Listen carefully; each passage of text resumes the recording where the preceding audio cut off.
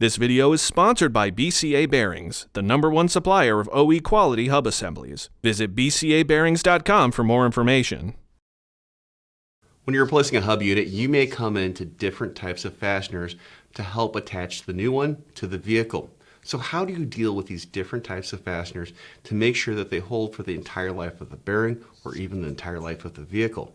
Well, it's very simple. If you're dealing with a nyloc that has a little bit of nylon or other plastic material that's designed to hold on to the bolt itself, well, these need to be replaced with a brand new one just about every time, because when you take this off, it pretty much destroys this plastic insert.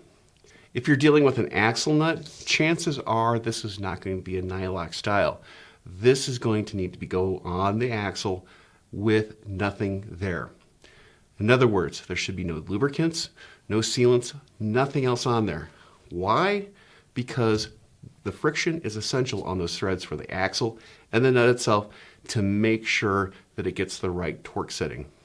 And it's also why you need to follow the correct torque procedures depending on the manufacturer. Other bolts that you may deal with. This is actually a torque to yield bolt, but it has a very, very interesting coating on it. This is essentially a Geomet type coating on this bolt. It's not designed to protect against corrosion. It's actually meant to seal the bolt with a nut so corrosion does not go into a control arm or even a hub unit itself.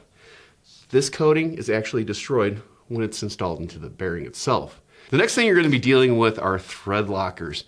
These can come in multiple flavors. Out there in the marketplace between the OEs and also aftermarket, there are probably 7 to 8 different colors. But it's critical that you follow the OE recommendation if it's going to be blue, red, purple, or yellow. Yellow. Actually, interesting story, that's used on a lot of GM vehicles. It's not really a thread locking compound, it's actually a sealant to prevent water and other debris getting into the threads of the bolt and causing things to seize up. You should always clean up the nut itself or the bolt with the old Loctite on it before you put new Loctite on. This way you're going to get a very sound fastener.